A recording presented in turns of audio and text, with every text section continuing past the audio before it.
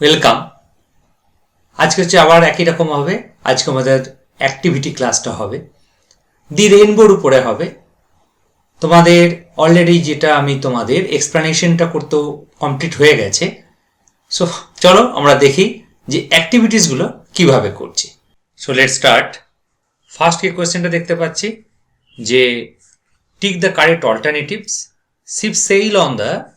So উত্তরটা হচ্ছে C, কারণ আমাদের তো প্রথমেই আমার যখন কবিতাটা পড়েছিলাম আগেই বলেছিলাম so ship sails on the sea. Next হচ্ছে clouds are prettier than. So কবিতা অলরেডি তোমাদের বলেছেন যে সবচেয়ে প্রিটিয়ার, ক্লাউডস আর প্রিটিয়ার দেন, সবচেয়ে প্রিটিয়ার ছিল rainbow, but clouds are prettier than boats and ships. So correct option হচ্ছে 2। The poet talks about a bow that breeze heaven. So correct option হচ্ছে heaven 1. Okay. Next, the poet mentions that the road is from, যে poet যে mention করেছেন যে রাস্তাটার কথা বলেছিলেন সেই রাস্তাটা কোথা থেকে কোথায় ছিল না আর্থ to sky. So correct option হচ্ছে 3। নেক্সট কি আছে দেখি। Complete the following sentence with information from the text. So boats sail on the river. So correct answer হচ্ছে river. Next, the sailing boats and ships are less beautiful than the clouds. So correct option হচ্ছে the clouds. Next কি আছে, bridges are built over the river. Generally তো তাই তো করি আমরা। তাই আছে দ্য বো বিল্ডস। এই যে বো বিল্ডস এটা কি হবে যে earth to sky. Clear, the bow builds earth to sky. So road from the earth to sky, আর road from the earth to the sky.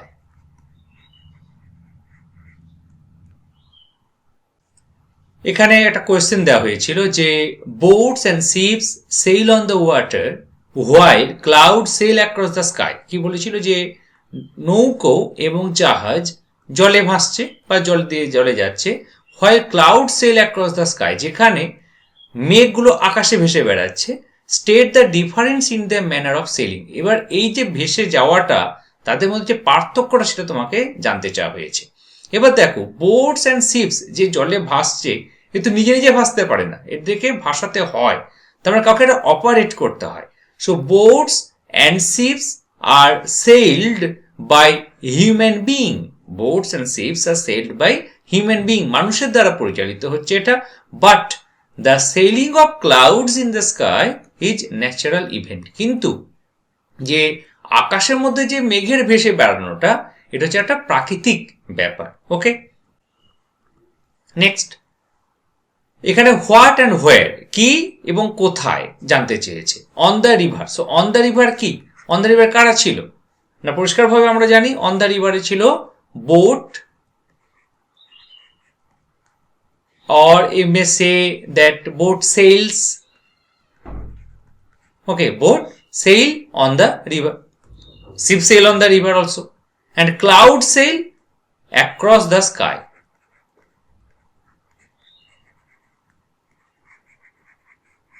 Next, breeze heaven. এটা কি হবে তাহলে the rainbow. Next, overtops the trees. Overtops the trees কে ছিল, এটাও ছিল the rainbow. Okay, activity 5। Activity 5 এ কিছু questions দেওয়া হয়েছে। দেখো ফার্স্ট কোয়েশ্চেনটা কি বলা হয়েছে, what is prettier than boats ship and clouds. Boat ship এবং মেঘের থেকেও সুন্দর কি জিনিসটা ছিল না রেনবো ছিল। সো কারেক্ট আনসার কি হচ্ছে a rainbow is prettier than boats ship and clouds. Next কি আছে, what are the clouds compare two.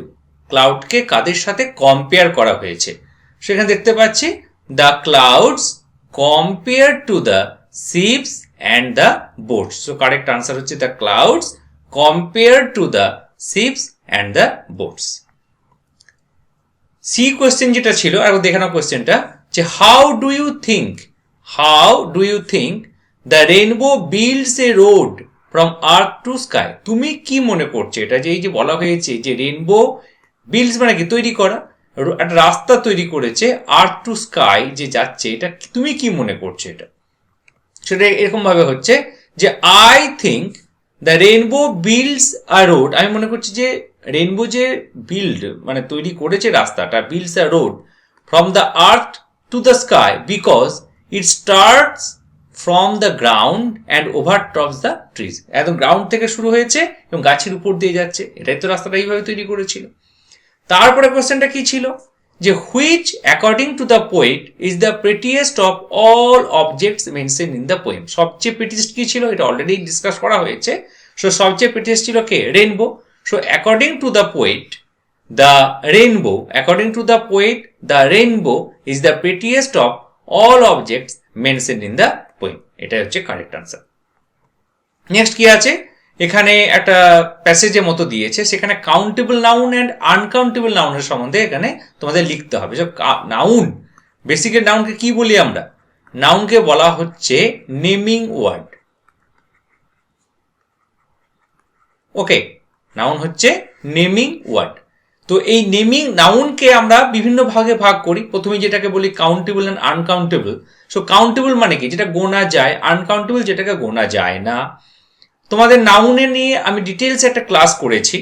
আমি তার নাউনের ডেসক্রিপশন এবং ডেসক্রিপশন বক্সে নাউনের লিঙ্ক, যে নাউনের যে ক্লাসটা আমি করেছি নাউনের, তার লিঙ্কটা আমি এই ক্লাসে দিয়ে দিচ্ছি। তোমরা নাউন ক্লাসটা খুব ভালো করে একবার দেখে নাও, দেখবে সমস্ত জিনিসটা কনফিউশনগুলো ক্লিয়ার হয়ে যাবে। ওকে, তো আমি একটু ছোট্ট করে বলে দিই যে সাধারণত যেগুলো আনকাউন্টেবল নাউন হয় তার সিঙ্গুলার প্লুরাল সাধারণত আমরা করি না, যেগুলো কাউন্টেবল হয় তার সিঙ্গুলার প্লুরাল করে থাকি। ওকে, তো এখানে তোমাদের যেটা করতে বলা হয়েছে, এই প্যাসেজ থেকে যে নাউনগুলো আছে সেই নাউনগুলো কোনটা কাউন্টেবল অ্যান্ড কোনটা আনকাউন্টেবল সেটা জানতে চাওয়া হয়েছে। তো আগে কি যেটা করব, তোমাদের কি কি নাউন আছে এখানে সেটা আগে দেখে নিই। দেখো, সি শোর এটা একটা নাউন, ফ্রেন্ডস এটা একটা নাউন, স্কাই এটা একটা নাউন, স্টার্স এটা একটা নাউন, ওয়ান্ডার, তারপর হচ্ছে তোমার ব্রিজ,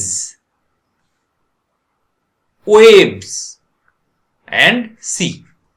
ঠিক আছে, এরপরে যেটা করব সেটা হলো লিখে নিয়ে এবার কোনটা কাউন্টেবল কোনটা আনকাউন্টেবল। সো আনকাউন্টেবল দেখতে পাচ্ছি ব্রিজ,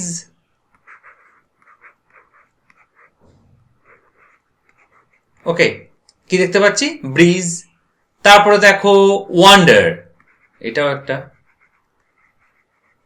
ওকে, আর একটা হচ্ছে স্কাই, এগুলো হচ্ছে আনকাউন্টেবল। আর কাউন্টেবল সি শোর, তারপর দেখতে পাচ্ছি ফ্রেন্ডস, নেক্সট হচ্ছে sky, star, wave,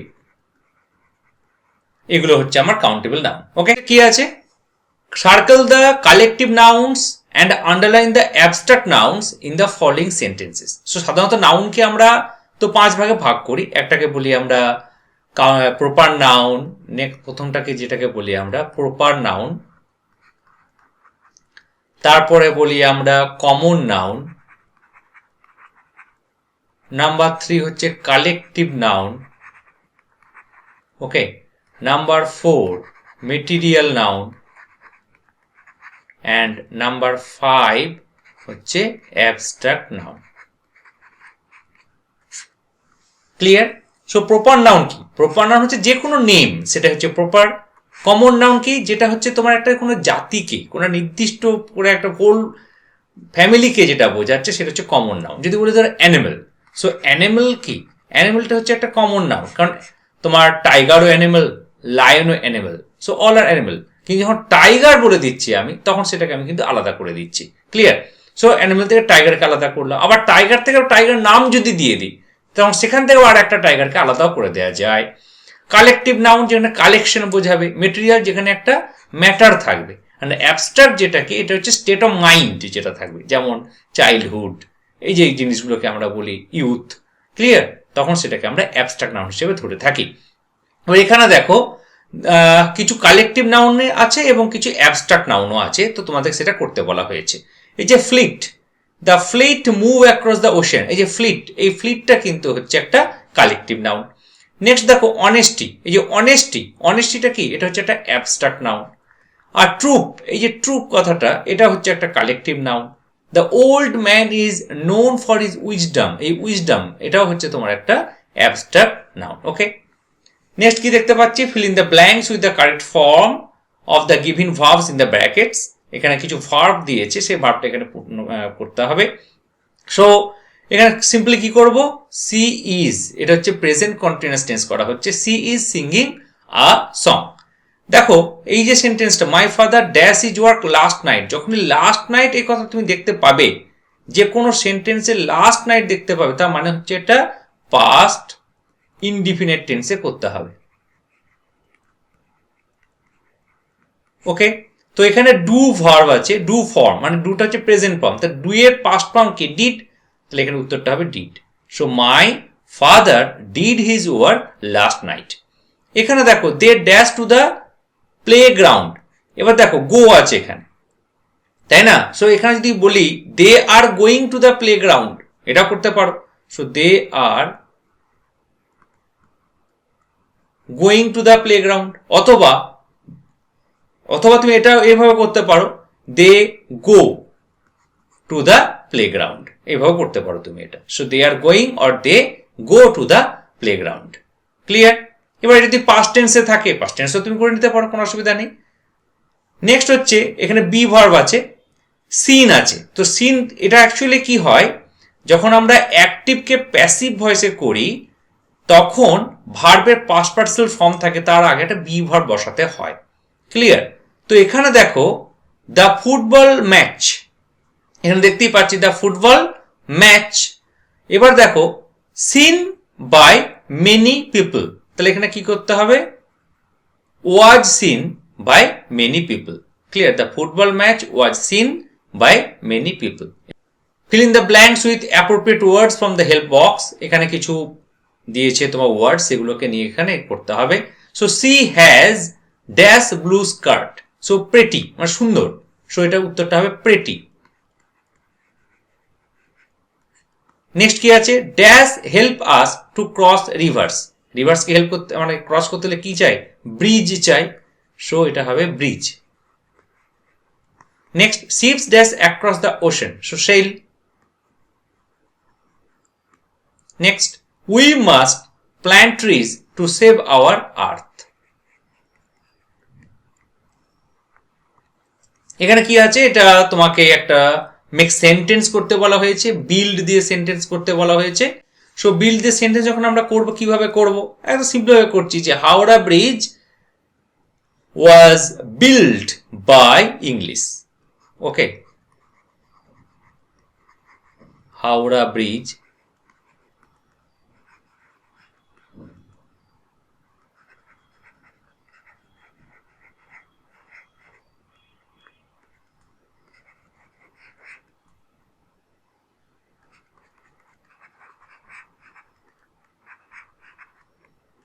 okay, Howrah bridge was build by English. এবার ইংলিশ বলতে কি, ইংলিশ বলতে যারা আমাদের ইংরেজরা, যারা আমাদের দেশ শাসন করেছিল তাদেরকে বলা হয়েছে এখানে। So Howrah bridge was build by English. Next across, so অ্যাক্রসটা কি বলবে, একদম we took a boat across the river, so এইভাবে লিখো, we took a boat across the river.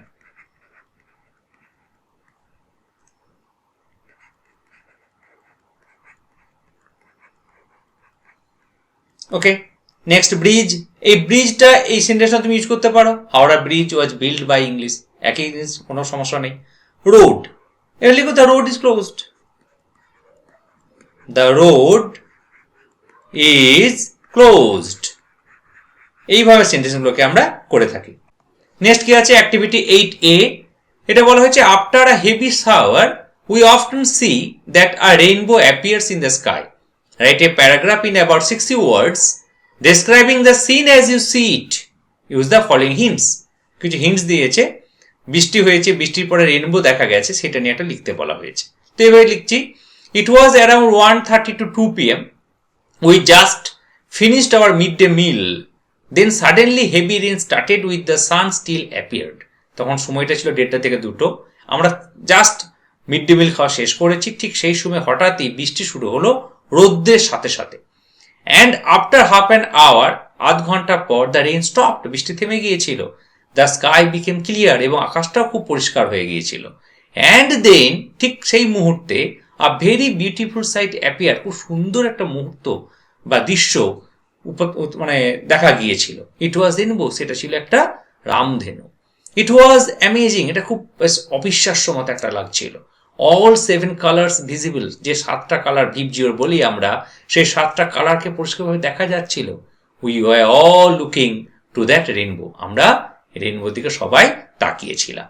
Okay, next, এখানে আরেকটা তোমাকে প্যারাগ্রাফ লিখতে বলা হয়েছে, 60 words, describing the things that you see below when you are standing on a bridge. যদি ব্রিজের উপর দাঁড়িয়ে থাকা অবস্থায় নিচে যা যা তুমি দেখেছো সেগুলো নিয়ে একটা লিখতে বলা হয়েছে। আমি এইভাবে তোমাদের লিখেছি এটা, যে if I want to go to uncle's house, যদি আমি মামার বাড়ি যাই, I have to cross the river Ajay, তখন আমাকে অজয় নদী ক্রস করে যেতে হয়। লাইক এভরি টাইম, প্রতিটা মুহূর্তের মতোই, প্রতিবারের মতোই, ইট ফিলস ভেরি গুড, এটা আমাকে খুব মানে স্বস্তি দেয় আর কি, to stand on the bridge, ব্রিজের উপর দাঁড়িয়ে ফরে হয় কিছু সময়ের জন্য। হোয়েন আই লুক ডাউন, যখন আমি নিচে তাকাই, আই ক্যান সি, আমি দেখতে পাই, আ লট অফ থিংস, অনেক কিছু। দ্য বোট ফ্লোটস, নৌকো ভেসে যাচ্ছে। A lot of water can be seen during the rainy season, বর্ষাকালে প্রচুর জল দেখতে পাই নদীতে। Many cows bath in the river and play, অনেক গরু নদীতে চান করে এবং খেলা করে। ইন দ্য অটাম, শরৎকালে কি দেখতে পাই, the banks of the river are fill with kash flowers, এবং নদীর পাড়গুলো শরৎকালে কাশ ফুলে পরিপূর্ণ হয়ে যায়।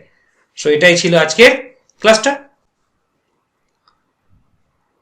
সো এটাই, তোমাদের কেমন লাগলো ক্লাস অতি অবশ্যই কমেন্ট করো আমাকে। ক্লিয়ার, তোমাদের কমেন্টস, তোমাদের লাইক এবং বন্ধুদের সঙ্গে শেয়ার করো। যারা এখন এই ক্লাসটিকে বা এই চ্যানেলটিকে সাবস্ক্রাইব করোনি, অতি অবশ্যই সাবস্ক্রাইব করো। Okay, so thank you very much.